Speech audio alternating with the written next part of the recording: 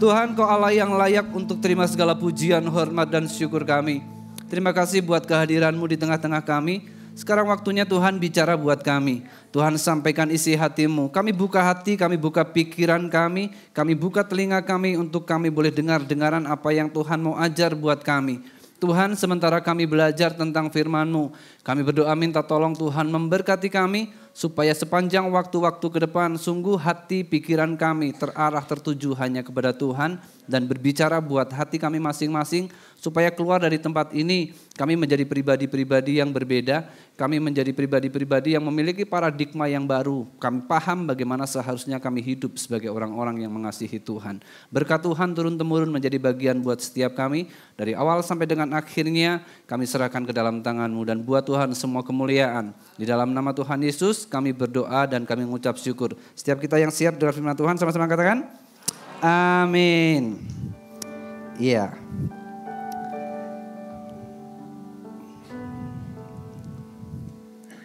Bapak Ibu semua sehat ya? Verina, congrats ya. Ronald, selamat ya. Hengki, semua. Ya Bapak Ibu, sepanjang bulan ini gereja kita mengangkat satu tema yaitu Healthy Church Living. Kehidupan sebuah gereja yang sehat. Tentu kita berharap bahwa kita ini sebagai jemaat Tuhan, kita ada dalam sebuah gereja yang sehat, right? Betul? Lebih senang di rumah atau di rumah sakit? Hah? Lebih senang di mana? Iya, jadi semua pengen gerejanya sehat, oke? Nah, ada beberapa buku yang membahas tentang tanda-tanda gereja yang sehat itu seperti apa. Ada banyak tandanya, tapi paling tidak saya coba rangkum menjadi beberapa bagian. Gereja yang sehat adalah gereja ketika pembicara berkhotbah menyampaikan firman, khotbahnya itu Alkitabiah. Gereja yang sehat itu adalah gereja yang punya disiplin gereja, enggak sakar PDW gitu ya. Jadi gereja yang sehat itu gereja yang juga mencakup kepemimpinannya baik. Kemudian penginjilan bicara soal misi. Dan kemudian gereja yang sehat adalah gereja yang aktif dalam pemuritan. Semuanya sudah ikut pemuritan? Amin. Yang sudah ikut komsel siapa hari ini? Yang sudah. Kameranya ke sana Cak, jadi bisa kita lihat nanti yang belum ikut komsel. Oke ya. Nah Bapak Ibu teman-teman semua, kita akan bicara soal pemuritan. Nah kalau kita bicara soal sehat, semua orang pengen sehat. Kalau kita bicara soal sehat, nggak ada yang mau sakit, betul nggak sih? Karena apa ya? Saking-sakingnya pengen sehat, kita olahraga setiap hari, minum vitamin setiap hari, healing setiap hari, enggak juga ya healing setiap hari. Ya paling enggak sebulan sekali healing. Kita berusaha enjoy, nikmatin semuanya, berharap kita ini sehat. Semua orang enggak ada yang pengen sakit, masalahnya enggak semua orang melakukan hal-hal yang bisa bikin badannya sehat, betul enggak sih? Semua pengen sehat, tapi apakah semua jaga kesehatan? Halo? Jaga kesehatan enggak? Siapa yang rajin olahraga? Iya, siapa yang rajin makan? Iya semuanya. Kita pengen sehat tapi kita nggak jaga kesehatan. Ya piye ya, gitu kan. Makanya benar ketika Dennis Winsley bilang begini. Kesehatan, waktu dan kesehatan itu dua aset yang berharga. Masalahnya begini, tidak dikenali dan tidak dihargai sampai dua-duanya itu hilang. Waktu itu berharga, tapi tidak banyak orang menghargai dan mengenali waktu sampai waktu itu hilang atau waktu itu habis. Kesehatan itu berharga, tapi tidak banyak orang yang kenal atau jaga menghargai kesehatannya sampai kesehatannya hilang. Benar nggak sih? Saya punya filosofi begini. Seringkali kita ini baru sadar kalau kita punya kepala setelah kepala kita kejedot. Betul gak sih? Kita sadar kalau kita ini punya kaki, punya jari yang kukunya harus rutin digunting. Setelah kita kesandung kukunya copot. Aduh. Terkadang kita baru sadar ada sesuatu yang berharga dalam hidup kita yang mesti kita jaga, setelah itu hilang dari kita. Tidak jarang kita ini menjadi orang-orang yang salah prioritas. Sesuatu yang penting, sesuatu yang seharusnya diutamakan kita tidak jadikan sebagai sesuatu yang utama. Tetapi sesuatu yang tidak benar-benar penting tapi kita jadikan itu yang paling penting. Saya berharap Bapak Ibu teman-teman cukup bisa menangkap maksud saya gitu ya. Biar belajar menangkap, membaca kalimat di balik kalimat. Terkadang sesuatu yang berharga kita tidak anggap berharga, kita tidak perlakukan dengan berharga.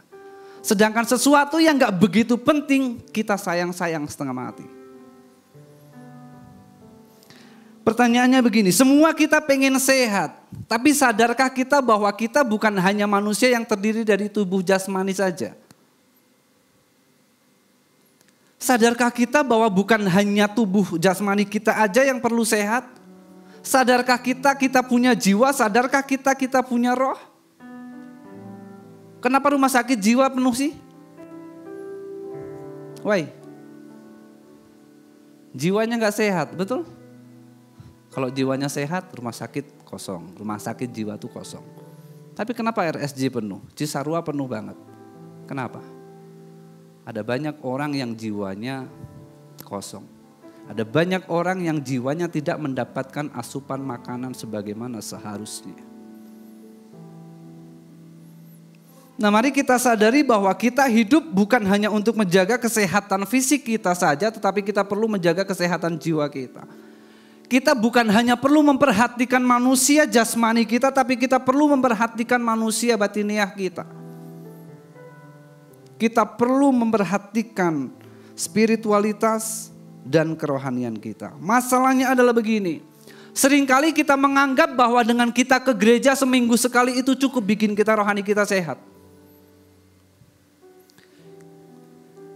Ada banyak orang menganggap bahwa ketika dia datang ke gereja dengerin khotbah seminggu sekali itu cukup. Dan dia menganggap dia adalah orang yang sehat. Ada banyak orang menganggap bahwa ketika dia berdoa sehari 5 kali bangun tidur, sebelum tidur, makan pagi, makan siang, makan sore, itu cukup. Itu tidak membuktikan sama sekali bahwa kita ada dalam kondisi yang sehat. Ada banyak orang yang kemudian pelayanan, terlibat dalam pelayanan, sibuk dengan pelayanan dan dia menganggap bahwa dia rohaninya sehat. Tahukah kita bahwa ada banyak orang yang justru terlibat dalam pelayanan tapi dia justru mengalami kesakitan rohani? Fisiknya terlibat dalam pelayanan tetapi jiwa dan spiritualitasnya sama sekali gak dikasih makanan. Sebentar lagi kolaps, percaya sama saya. Makanya salah satu hal yang perlu kita lakukan adalah begini. Quiet time. Kita harus punya waktu teduh dengan Tuhan. Kita harus punya saat teduh dengan Tuhan. Kita harus punya waktu yang benar-benar khusus antara kita dengan Tuhan.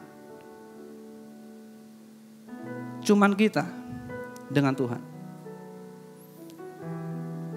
Bahkan mungkin kadang istri, pasangan kita, anak kita, orang tua kita gak perlu tahu apa yang kita bicarakan, apa yang kita ungkapkan di hadapan Tuhan, apa yang kita gumulkan di hadapan Tuhan.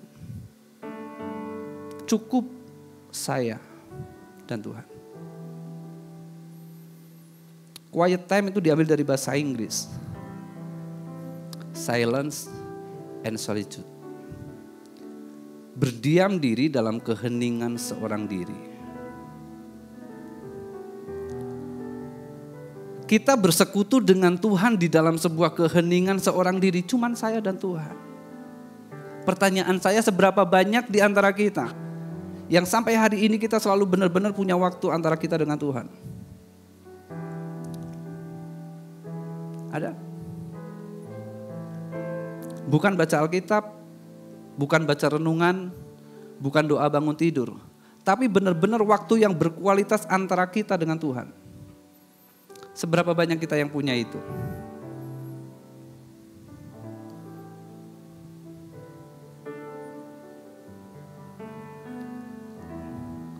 Gestur Bapak Ibu, mata Bapak Ibu, raut muka, sudah cukup menjelaskan semuanya.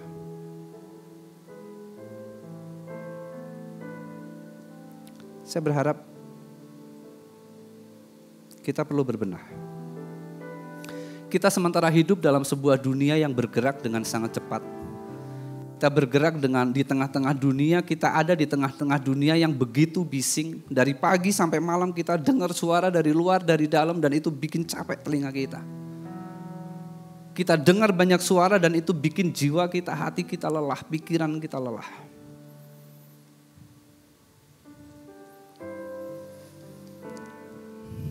Tahukah kita bahwa Tuhan itu seperti oksigen? Enggak kelihatan, tapi kita enggak akan pernah bisa hidup tanpa Dia. Tuhan enggak kelihatan, tapi percayalah kita enggak akan pernah bisa hidup tanpa Dia. Tetapi seberapa banyak kita menyadari bahwa kita ini perlu oksigen? Karena kita masih bangun tidur, masih menghirup nafas. Kalau Bapak Ibu ada di posisi mama mertua saya, Bapak Ibu akan sangat menghargai namanya oksigen. Akan sangat menghargai yang namanya nafas. Bangun tidur masih bisa bernafas. Gratis. It's grace. Tetapi seringkali sesuatu yang kita dapatkan tidak dengan susah payah, kita jarang menghargainya. Sesuatu yang kita dapatkan dengan cuma-cuma seringkali kita salah dalam menghargainya. Hanya karena Tuhan kasih cuma-cuma, hanya karena Tuhan kasih free, maka kita memperlakukan semau diri kita sendiri. Kita tidak menempatkan Dia pada proporsi yang seharusnya. Kita tidak memperlakukan Tuhan sebagaimana seharusnya. Dalam sebuah pujian kita berkata bahwa kami memuji kebesaran-Mu. Allah besar yang mana yang kita sembah? Sikap hidup yang seperti apa yang menunjukkan bahwa kita menghormati Dia sebagai Allah yang besar? Ngomong masih sembarang. Bertindak masih serampangan. Kita mengangkat tangan dan kita bilang, Tuhan kok Allah yang besar. Sebentar.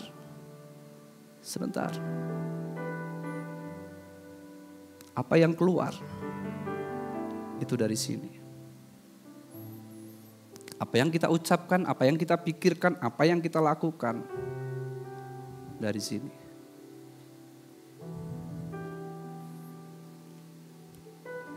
Makanya kita perlu punya waktu teduh bersama dengan Tuhan. Personal antara kita dengan Tuhan. Dalam semua rasa lelah, rasa penat, dalam semua pergumulan kita, dalam semua kesalahan kita. Kalau saya suka pakai dalam semua kebodohan yang kita bikin tiap-tiap hari. Dalam waktu teduh itulah kita bisa berdamai dengan Tuhan. Gak ada satupun yang tersembunyi di hadapan Tuhan. Gak ada. Kalau para tokoh Alkitab, bahkan Tuhan Yesus sendiri pun mempunyai waktu teduh dengan Bapaknya. Matius, Markus, Lukas. Di situ kita akan temukan Yesus selalu punya waktu dengan Bapaknya, baik pagi hari, baik siang hari, maupun sore hari, malam hari. Waktu teduh, saat teduh kita bukan dibatasi, oh harus malam, harus pagi, harus siang. Enggak. Persekutuan antara kita, relasi antara kita dengan Tuhan itu harus berlangsung dari pagi sampai ketemu pagi lagi. Makanya pemazmur bilang apa? Kurenungkan firman-Mu siang dan malam. Bukan hanya siang dan malam, tetapi itu bicara soal kehidupan dari pagi sampai pagi lagi. Sepanjang hidup isinya adalah perenungan akan firman.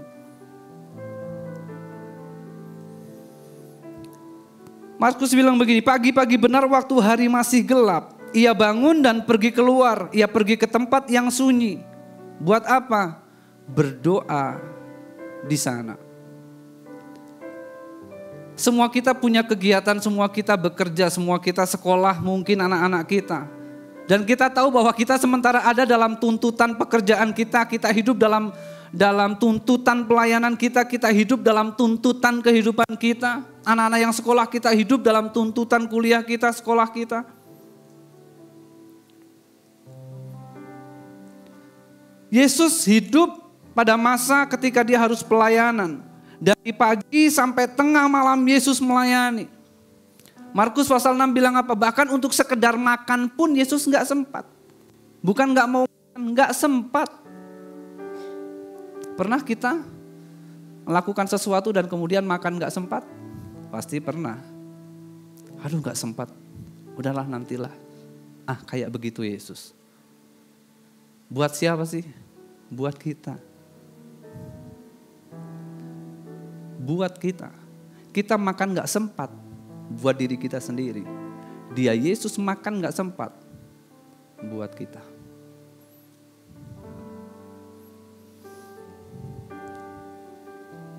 Kalau Yesus aja yang hebat begitu punya waktu teduh dengan Bapaknya. Dia punya waktu pribadi dengan Bapaknya untuk ngerti apa yang Tuhan mau, untuk ngerti apa yang harus dia lakukan, untuk mengerti apa yang harus dia kerjakan. Kenapa kita tidak pernah punya waktu untuk bersama dengan Tuhan? Kenapa kita enggan membangun hubungan pribadi kita dengan Tuhan? Percayalah, bukan Tuhan yang untung. Gak ada untungnya Tuhan bersekutu dengan kita. Kita yang diuntungkan. Kita yang dapat keuntungan ketika kita membangun sebuah hubungan relasi yang intim dengan Tuhan. Kita yang untung. Bukan hanya di dunia ini tapi sampai kepada kekekalan. Karena satu-satunya hal yang bertahan sampai kepada kekekalan adalah relasi kita dengan Tuhan. Bukan harta kita, bukan kesehatan kita, bukan fisik kita. Tetapi kita bekerja begitu keras. Kita nggak ingat kesehatan, kita nggak ingat waktu.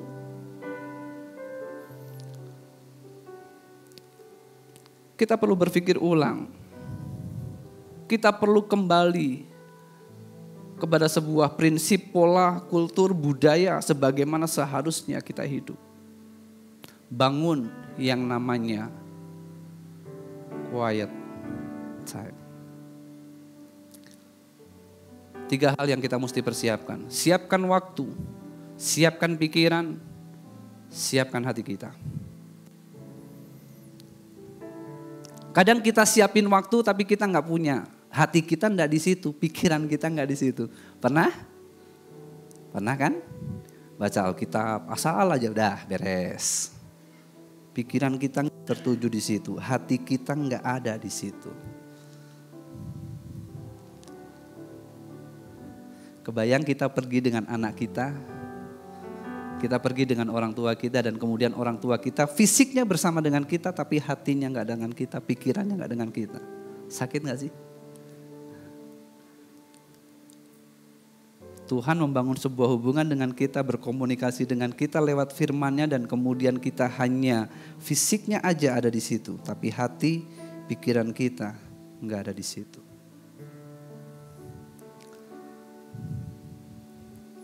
Pikirkan baik-baik. Bapak Ibu tahu ini siapa? Ada yang tahu? Bryant. Kobe Bryant. Pemain NBA, LA Lakers, orang yang hebat, orang yang luar biasa. 2020 rasanya dia meninggal. Masih cukup muda. Bersama dengan anaknya. Satu-satunya anak perempuannya yang anaknya ada banyak, ada beberapa. Tapi yang meninggal bersama dengan dia itu satu anak perempuan dan itu dia yang suka basket sama dengan dia. Jadi mereka sedang mau ada pertandingan kalau nggak salah. Kemudian terjadi sebuah kecelakaan helikopter dan kemudian mereka meninggal. Sedih. Tapi kemudian yang menjadi menarik adalah ditemukan sebucuk surat yang ditulis oleh Kobe Bryant. Dia bilang begini, aku lebih suka bersama kalian, anak-anaknya, dibandingkan melakukan yang lain. Seorang ayah berkata, aku lebih suka, papa lebih suka bareng sama kamu dibandingkan papa melakukan yang lain.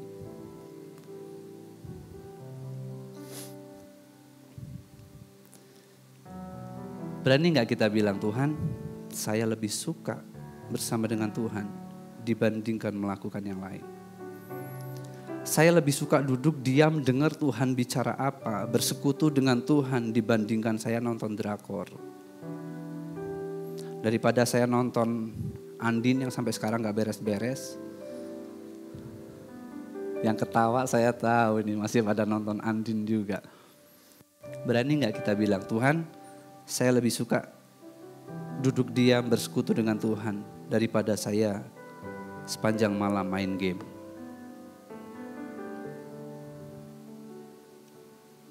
Kobe Bryant bilang begini, saya lebih suka bersama dengan kamu nak dibandingkan saya melakukan yang lain. Apa pelajaran buat kita?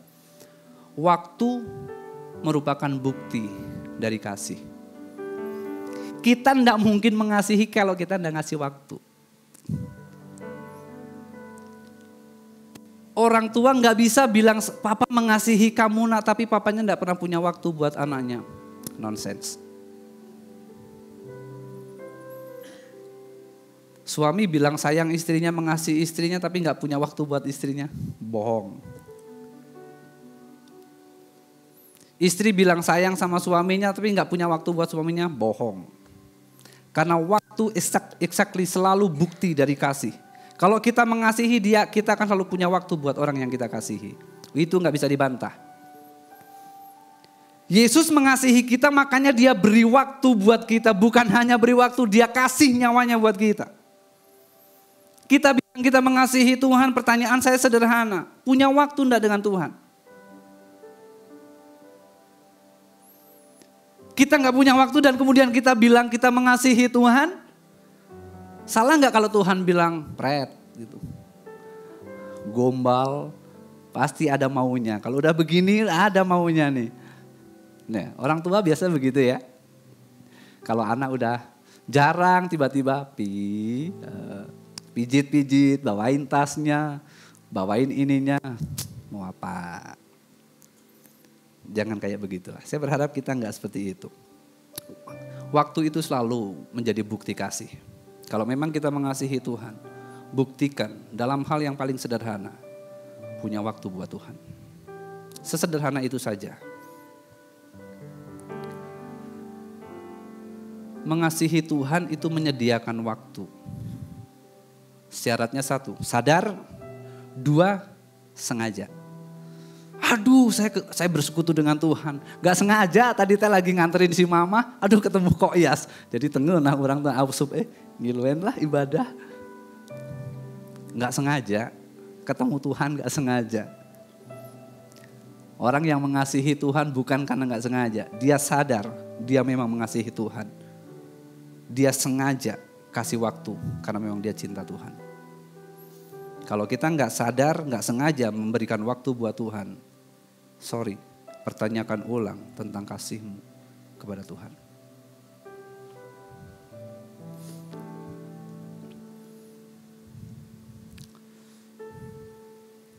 Ketika kita mau melakukan saat teduh, ada 4 hal sederhana yang saya bagikan. Ada 4 langkah. Kita mesti baca. Saat teduh itu relasi kita dengan Tuhan. Momen ketika kita mau mengerti hatinya. Momen ketika kita pengen tahu isi hatinya, pikirannya, kemauannya, kehendaknya, kesukaannya, hal apa yang dia gak suka. Disitulah momennya. Baca apa? Baca firman Tuhan. Saya berharap Bapak Ibu semua rajin baca Alkitab. Setiap minggu kita sudah dibagi ayat-ayat renungan. Betul ya, bacaan Alkitab. Ada yang baca? Bapak Ibu tutup masker, tapi saya bisa melihat tersenyum saya bisa melihatnya. Tapi saya berharap mulai hari ini kita sama-sama melakukan. Amin. Amin. Amin. Tuhan catatnya. Oke ya. Baca, nggak usah terburu-buru baca, nikmatin. Seperti Bapak Ibu lagi nikmatin Andin gitu ya. Iklan juga ditungguin. Cobalah nikmatin waktu pembacaan Alkitab itu. Nggak ngerti, balik lagi. Ulang lagi 2, 3, 4 kali. Sampai kita dapat apa sih yang Tuhan mau untuk kita lakukan dalam hidup kita. Karena bukan hanya soal membaca, saat teduh itu bukan soal hanya baca Alkitab, tapi merenungkan. Apa yang mau direnungin kalau ngerti gente? Mau merenungin apa? Ngerti nggak? Enggak. Terus lagi apa? Lagi merenung. Merenung apa? Merenung saya nggak ngerti apa-apa. Kalau kita nggak ngerti apa-apa, apa yang mau kita renungkan? Makanya saya sangat menyarankan, tidak menganjurkanlah buat saya pribadi Bapak Ibu hanya membaca renungan harian. Itu cemilan. Makanan berat kita itu kita baca Alkitab sendiri, kita bergumul dengan Alkitab itu sendiri dan biarkan dia bicara secara pribadi buat kita apa. Siapkan kertas, tulis, catat. Setiap hari sepanjang jalan dimanapun kita berada, biasakan untuk menyampaikannya, biasakan untuk memperkatakannya. Karena kalau kita bicara soal kata merenungkan, Ibrani bilang siak. Siak itu punya 4 pengertian. 1, pikirkan. Hari ini kita dapat ayat apa? Pikirin tuh ayat. Tuhan adalah gembalaku, takkan kekurangan aku. Pikirkan. Perkatakan. Bilang sama diri kita sendiri. Tuhan itu gembalamu. Kamu tidak perlu takut. Sekelam apapun jalan hidupmu, ada tongkat dan gadanya yang akan membuat kamu tetap aman. Bilang itu sama diri kita sendiri di depan kaca. Mulai hari ini kamu gak boleh takut. Tuhan gembalamu. Dia akan bawa kamu ke tempat yang paling aman. Semua akan baik-baik sekalipun lembah itu paling kelam. Sekalipun lembah itu penuh dengan air mata, penuh dengan bahaya maut. Percaya dia gembala yang baik yang akan memastikan kamu baik-baik saja sampai di ujung sana. Itu namanya memperkatakan. Mulai belajar untuk deklarasikan, bilang sama diri kita sendiri. Hari ini saya nggak takut, saya nggak takut. Dia gembala saya, dia akan tuntun saya sampai di akhir hidup saya. Itu yang saya biasa lakukan, sampai hari ini saya lakukan.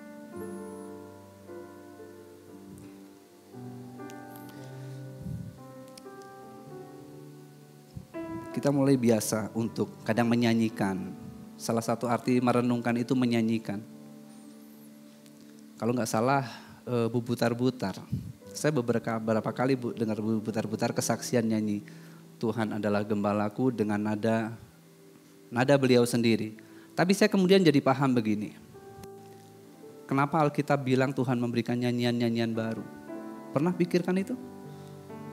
Kenapa Tuhan bilang, Alkitab bilang, aku akan memberikan kepadamu nyanyian-nyanyian yang baru.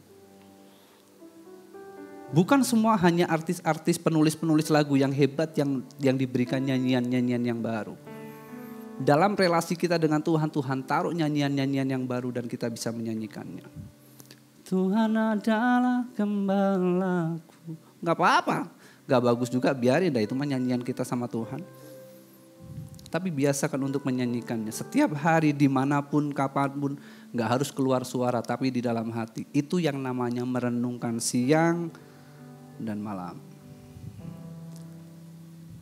Oke, sesederhana itu saja sebenarnya. Kontemplasi. Mulai catat, saya harus bikin apa. Hari ini saya mau bikin apa, hari ini saya mau bikin apa. Lakukan. Kalau sudah tahu kita harus bikin apa, jangan ditunda. Lakukan.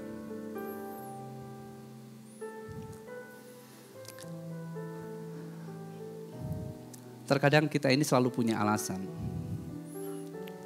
Kita ini kan gak akan pernah kehabisan alasan, percaya. Manusia itu gak akan pernah kehabisan alasan. Untuk bikin alasan, udahlah manusia mah TOP. Alasan mah, ada aja. Kita gak akan pernah kehabisan akal untuk bikin alasan, percayalah.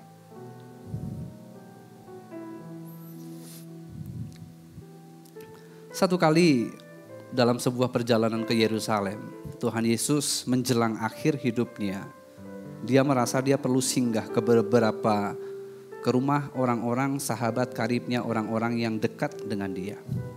Salah satunya adalah Lazarus, Maria dan Marta.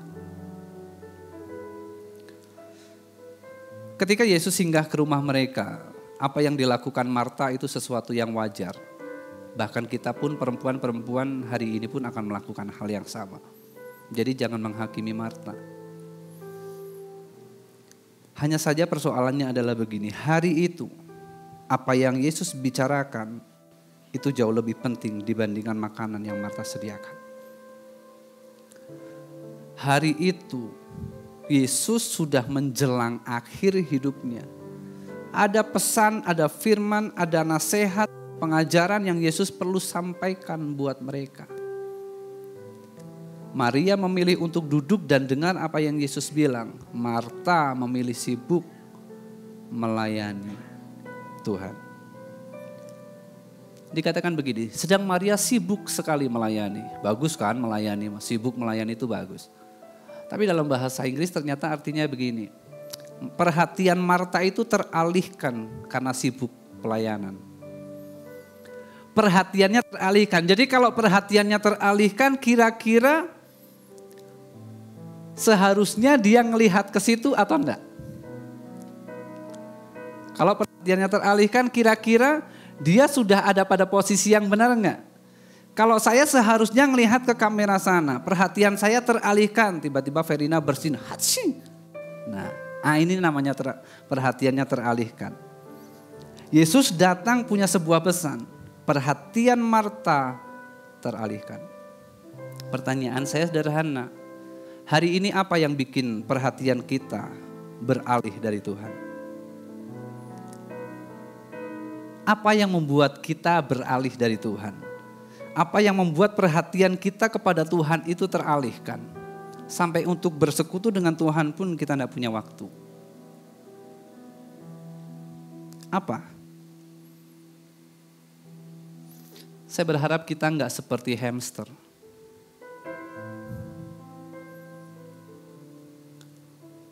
Di sebuah roaring well, dia lari sekencang mungkin, dia lari sekuat apapun. Dengar baik, dia enggak pernah beranjak kemana-mana. Saya hanya berdoa begini.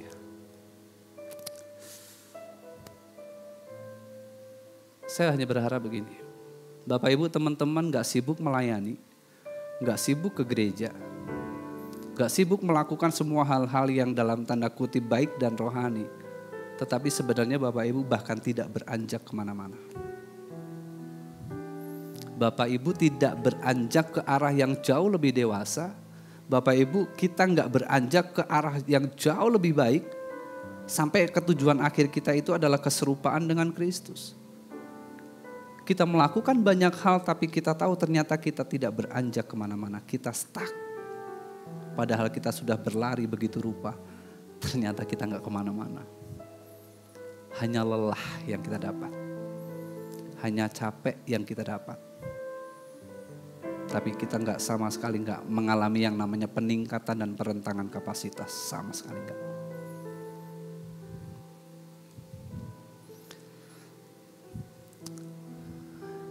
Iblis itu gak akan bisa menghalangi kita pergi ke gereja.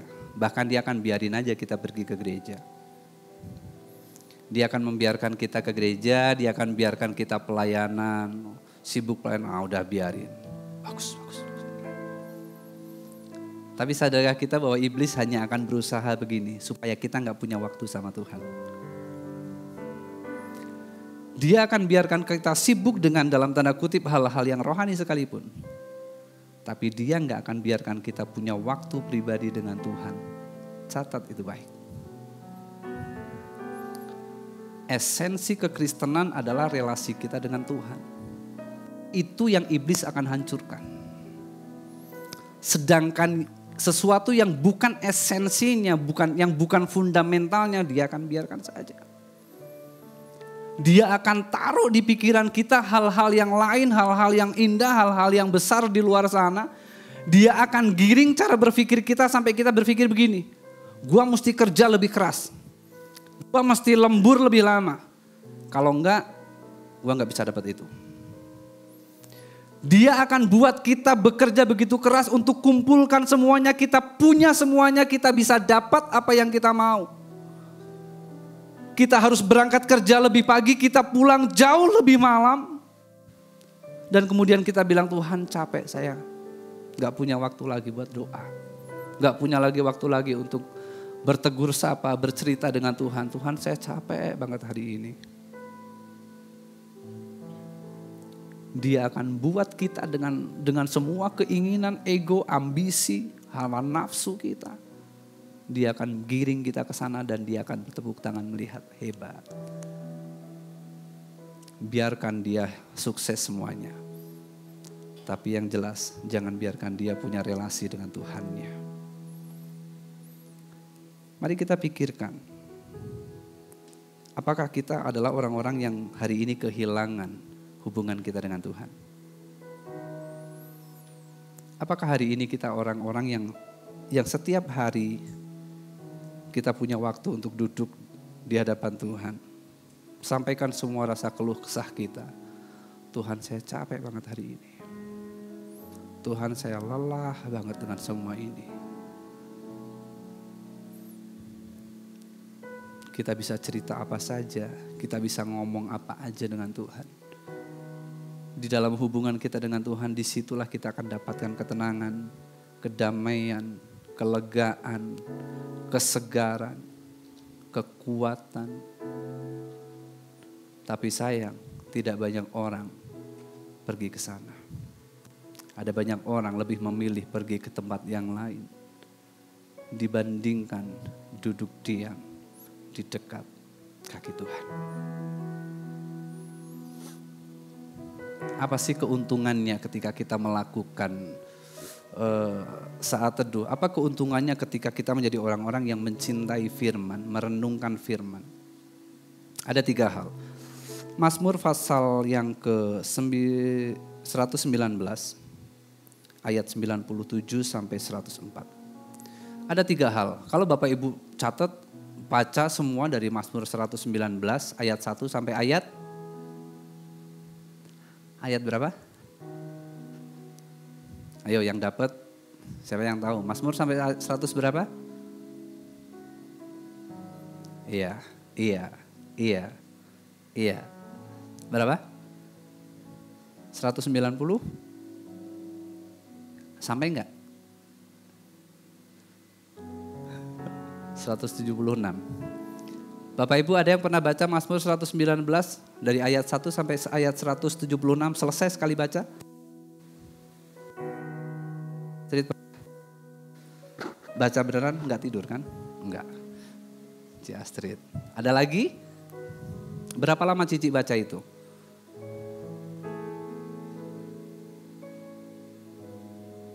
...24 jam. Tidur atau itu mah. Oh 24 menit. Berarti Cici bacanya lebih cepat dari saya. Saya baca itu 30 menit kurang lebih. Kenapa kita jarang baca sekaligus? Udah panjang atuh 176 kira-kira we. Minggu lalu Samuel bilang begini, nonton Avatar 3 jam capek enggak? Capek enggak? Main game 4 jam capek gak sih mata? Kerasa. Alkitab, kerasa pisan Alkitab mah. Mana tulisan kecil-kecil lagi. Pikirkan baik-baik ya. Padahal ketika kita terbiasa merenungkan dan mencintai firman, kita akan dikatakan sebagai orang yang berbahagia.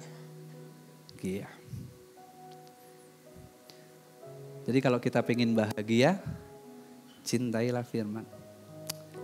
Makanya judulnya pun berbahagia orang-orang yang hidup dalam Taurat Tuhan.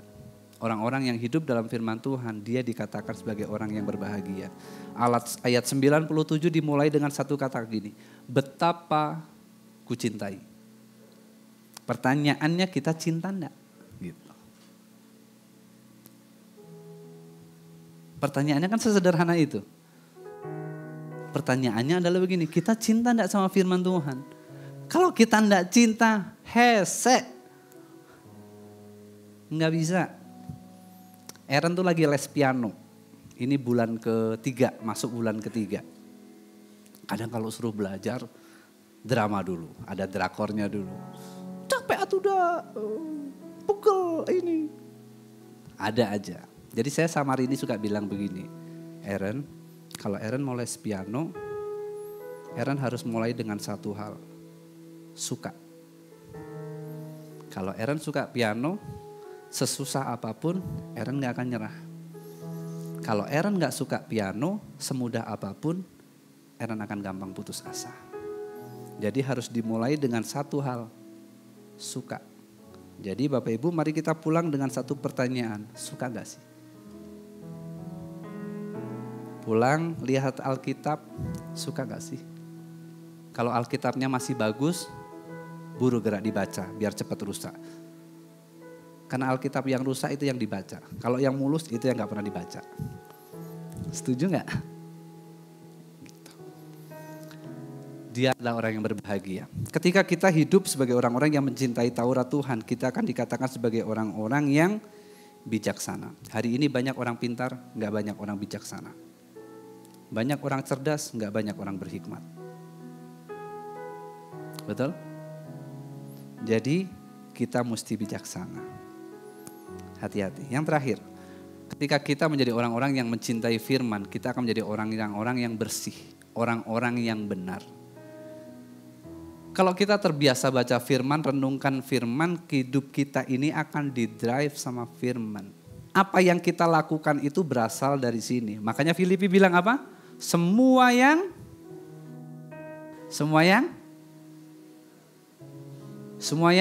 tepuk tangan. Semua yang apa? Semua yang benar, semua yang benar. Cilani apal, saya tahu. Semua yang benar, semua yang mulia, semua yang suci, semua yang sedap didengar, semua yang disebut kebajikan. Terus ada 8 biji lah pokoknya itu. Terakhir apa kata-katanya?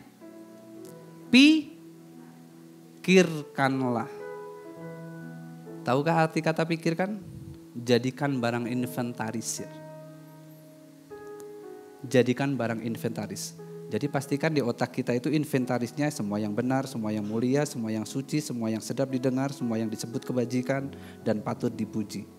Itu harus ada di otak kita. Oke? Sudah, saya selesai. Saya berharap Bapak Ibu hari ini kita pulang dengan sebuah pertanyaan buat diri kita sendiri. Satu kata, satu pertanyaan yang paling sederhana saja. Suka gak sih?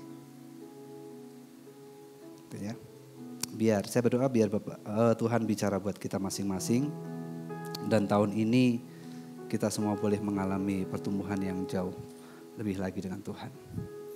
Ada sebuah pujian yang merupakan isi hati Tuhan. Saya memberikan waktu buat Bapak Ibu untuk bersaat teduh sejenak. Kita sama-sama renungkan pujian ini, dengarkan pujian ini, cermati, nikmati setiap lirik, setiap kata, setiap baitnya, dan biarkan Tuhan bicara buat kita. Itu merupakan isi hatinya. Mari kita dengarkan dan kita nikmati apa yang menjadi isi hati Tuhan buat kita.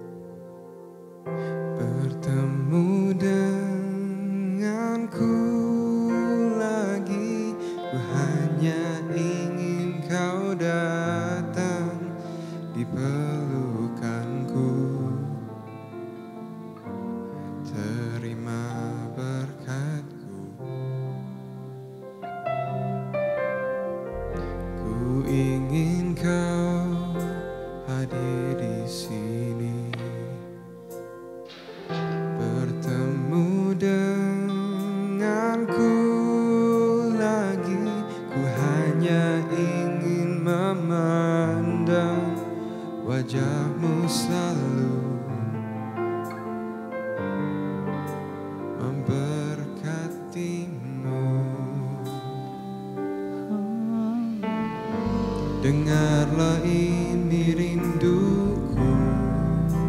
Yesus. Inilah isi hatiku.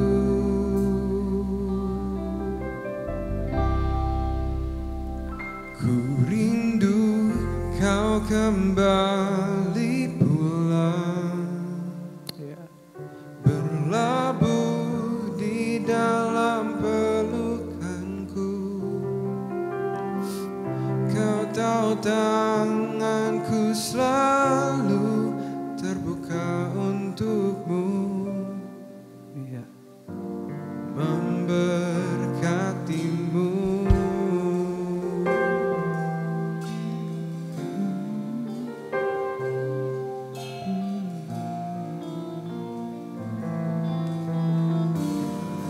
Yesus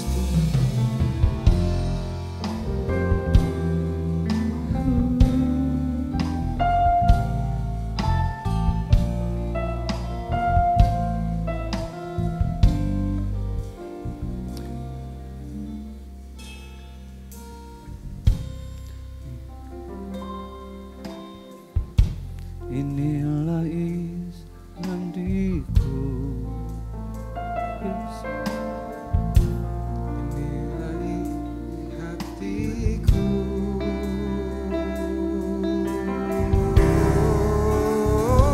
Ku rindu kau kembali pulang, Berlabuh di dalam pelukanku. ya Kau tahu tanganku selalu terbuka untukmu, Yesus Tuhan. memberkatimu. Ku rindu kau kembali pulang, berlabuh di dalam pelukanku.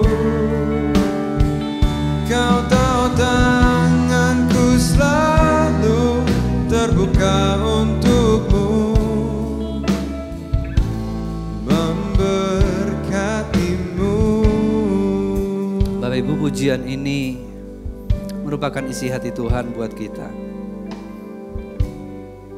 Dia sangat merindukan untuk kita pulang kepadanya.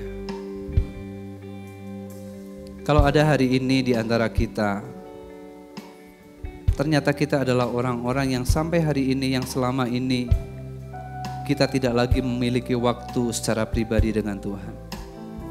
Kita tidak punya lagi waktu untuk kita bicara, dengar apa yang Tuhan bilang buat kita. Kalau hari ini kita adalah orang-orang yang mulai meninggalkan Tuhan, kita mulai mengabaikan Tuhan, kita mulai mengabaikan persekutuan dengan Tuhan, kita sibuk bekerja, kita sibuk dengan banyak hal, tetapi kita mulai meninggalkan Tuhan, mengabaikan Tuhan. Saya berharap siang hari ini pujian ini menjadi isi hati Tuhan dan kita dengar apa yang menjadi isi hatinya. Tidak ada hal lain yang Tuhan rindukan selain kita kembali kepadanya. Kalau ada Bapak Ibu yang rindu untuk kembali kepada Tuhan, saya undang kita sama-sama bangkit berdiri. Kita mau nyanyikan pujian ini menjadi sebuah jawaban kita kepada Tuhan. Bukan hanya Tuhan yang rindu, tetapi biarlah Tuhan tahu betapa kita merindukan Tuhan. Oh, ku rindu Kau kembali pulang, berlabuh di dalam pelukanmu. Kau tahu tanganmu selalu terbuka untukku, memberkatimu. Ku rindu ku kembali pulang, berlabuh di dalam pelukanmu. Ku tahu tanganmu selalu terbuka untukku,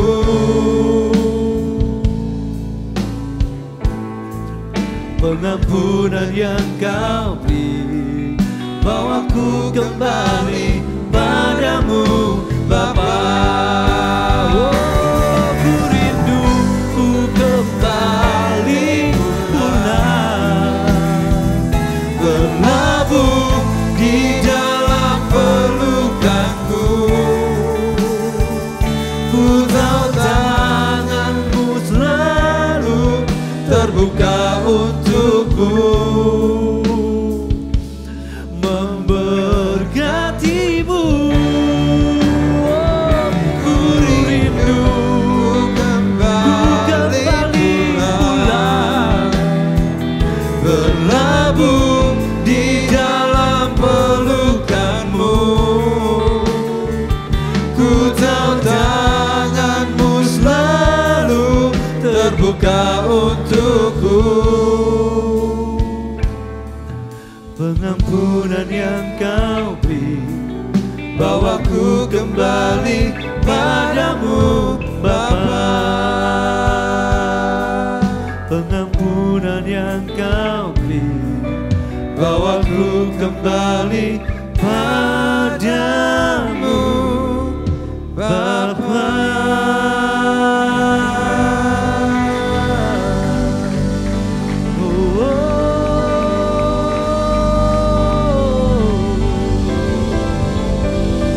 Yesus Tuhan. Tuhan, siang hari ini Engkau melihat setiap hati kami Tuhan. Dimanapun kami duduk, bagaimanapun suasana hati kami, bagaimanapun suasana pikiran kami. Ayah, siang hari ini aku berdoa. Aku berdoa buat setiap jemaat-Mu di tempat ini.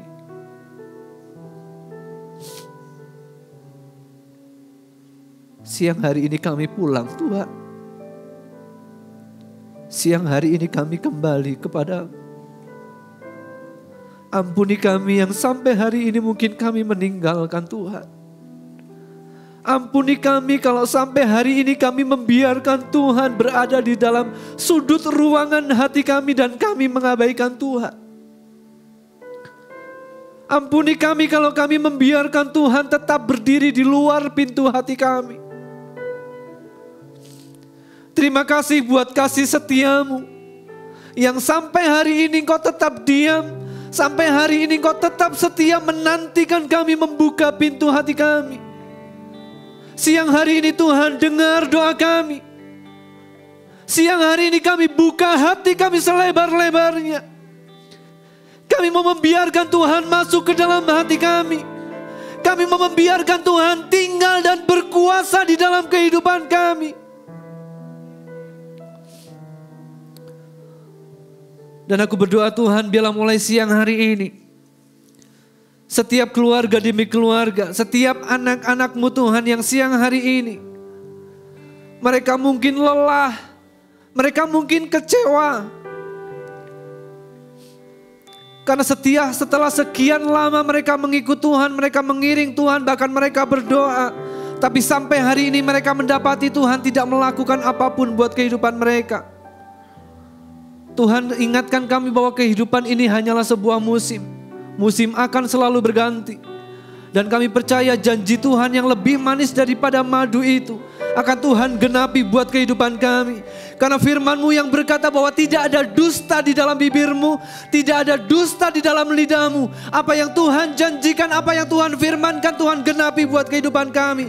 Siang hari ini demi Tuhan yang hidup, aku berdoa Tuhan, Tuhan kerjakan pemulihan demi pemulihan buat keluarga demi keluarga. Kalau ada di antara kami, sementara kami hubungan kami dengan istri kami, hubungan kami dengan suami kami sedang mengalami keretakan, kami sedang mengalami kesuaman. Tuhan bawa kami kembali kepada kasih kami yang semula. Tuhan ingatkan kami dengan janji pernikahan kami di hadapan Tuhan. Tuhan ikatkan kami kembali dengan cinta kasih yang murni, cinta kasih yang besar, cinta kasih yang daripada Tuhan. Tuhan bawa pulang kembali setiap orang tua kepada anak-anaknya Tuhan. Setiap umat-Mu yang hari ini mereka bergumul dengan sakit penyakit, Tuhan, kekuatan yang daripada Tuhan tinggal menetap di dalam hati mereka, sehingga dari dalam hati mereka akan memancar kekuatan ilahi. Mereka menjadi orang-orang yang kuat, mereka menjadi orang-orang yang tangguh, mereka menjadi orang-orang yang tidak lemah, mereka menjadi orang-orang yang tidak kehilangan pengharapan, mereka menjadi orang-orang yang tetap melihat dengan mata iman mereka bahwa Tuhan menggenapi apa yang Tuhan janjikan buat umatnya. Buat setiap anak-anakmu yang hari ini merindukan pekerjaan, mereka yang kehilangan pekerjaan, mereka yang sedang berjuang demi keluarga, soal ekonominya Tuhan, aku berdoa tingkap langitmu dibukakan bagi mereka. Jalan buntu Tuhan, bukakan jalan yang baru. Ketika tidak ada jalan Tuhan, bukakan laut teberau. Tuhan, biarkan mereka menyeberang, mereka menikmati setiap kemurahan Tuhan buat kehidupan mereka. Kami mau melihat Tuhan, bahwa tahun 2023 ini akan menjadi cerita hebat dalam kehidupan kami bersama dengan Tuhan. Dan mulai hari ini kami akan memulai bangun kembali hubungan kami dengan Tuhan. Hari ini kami tahu Tuhanlah harta kami yang paling berharga. Hari ini kami sadar tidak ada yang jauh lebih penting bagi kami selain daripada kami memiliki Tuhan. Terima kasih Tuhan buat semuanya. Hamba selesai berbicara, tapi Tuhan Roh Kudus kok yang berbicara buat kami masing-masing. Aku berdoa sekali lagi, kasih karunia-Mu terus bekerja buat kehidupan mereka sampai pada akhirnya. Di ujung tahun 2023 ini kami akan melihat, kami mendengar, kami menyaksikan bagaimana Tuhan yang hebat bekerja di dalam dan melalui hidup kami. Sehingga lewat hidup kami pada akhirnya hanya nama Tuhan saja yang dipermuliakan. Demi Tuhan yang hidup, kami berdoa dan kami mengucap syukur. Segala pujian hanya bagi Tuhan yang hidup. Haleluya. Amin.